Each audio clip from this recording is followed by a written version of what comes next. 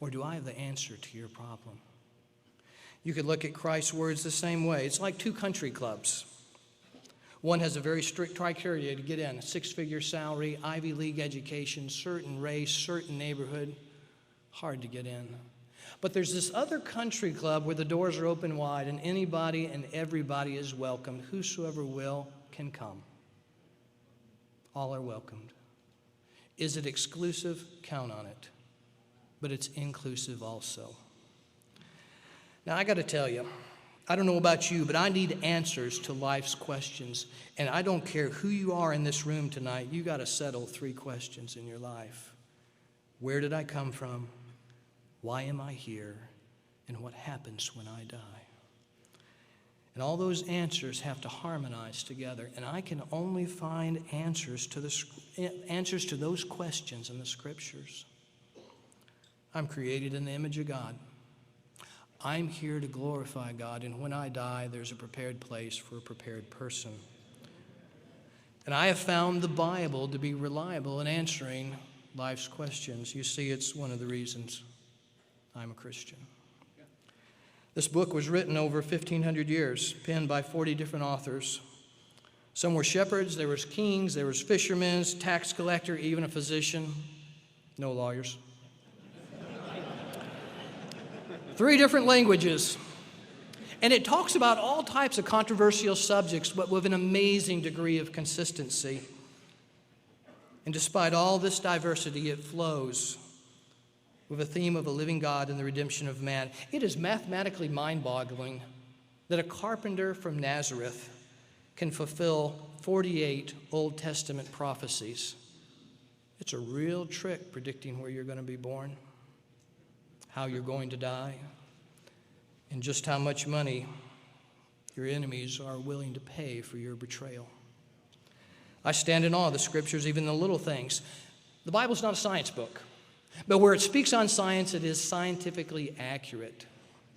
In Leviticus, it says the life of the flesh is in the blood. And let me tell you, every surgeon knows this. Our first president more than likely died by well-meaning physicians draining his blood. You look in the book of Job, the oldest book in the Bible, over 4,000 years ago, states the earth hangs in nothing. The book of Isaiah describes the circle of the earth. There was a time when the most learned of men thought the planet was flat and hanging in nothing was unheard of. A few summers ago, I was mowing around my lake. I got a little too close.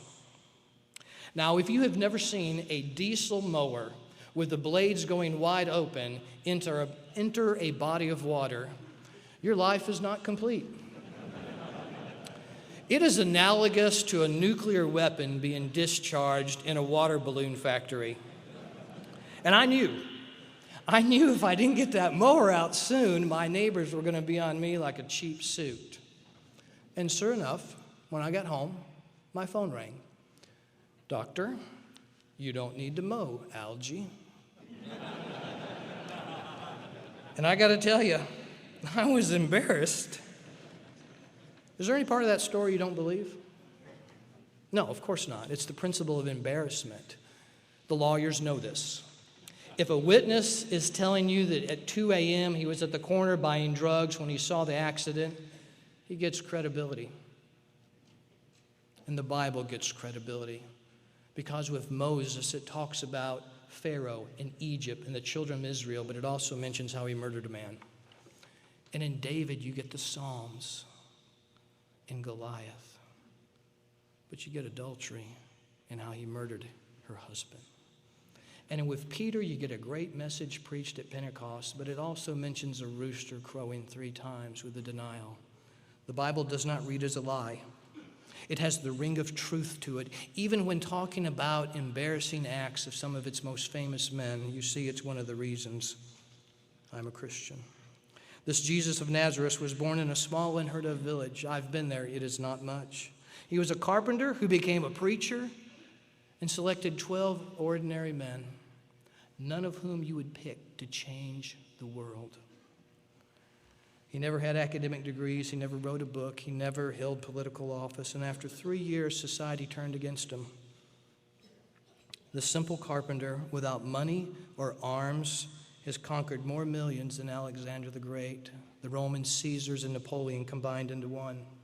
Without scholastic training, he has shed more insight on things human and things divine than a mighty host of philosophers. More ink has flowed because of this one life for sermons and songs and scripts than a mighty army of great men.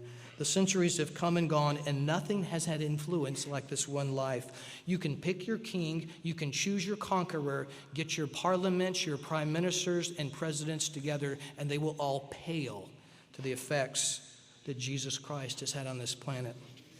The hospitals where I practice have their founding roots in him.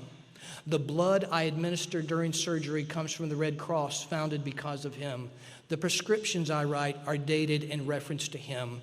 And God forbid, on your way home tonight, if you wreck your car, I will stop and help you because of Good Samaritan laws that are written from a parable told by him. Every week they come into my office in severe back pain. They tell me, "Doctor, it's excruciating." A word that has its origins from the crucifixion in reference to him. I'm telling you, the man of Galilee is peerless. Yeah. The power of his ideas, the uniqueness of his life, the summation of all human interaction captured in one sentence: do unto others as you would have them do unto you. The golden rule is the zenith of human behavior. As you drive home this evening, you look to the buildings that hold your medical complexes. Very few will have the word atheist on top of them. It is this philosophy that sanctified human life. Do you realize in the Fiji Islands in the 1800s, you could buy a man for $7? If it was your pleasure to work him, so be it. To abuse him, so be it. Or to practice cannibalism, you could eat him, so be it.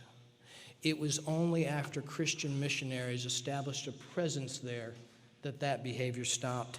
It is this philosophy that values life. Bertrand Russell wrote a book. He's a famous English mathematician. He wrote a book, Why I'm Not a Christian.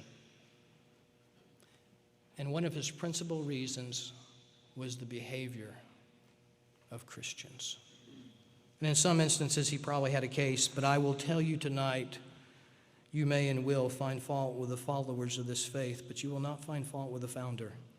The words of Pontius Pilate are just as precise today. I find no fault in him. You see, gentlemen, it's one of the reasons I'm a Christian. A while back ago, I was asked to see a young man who was in a car wreck. He literally had his spine torn in half.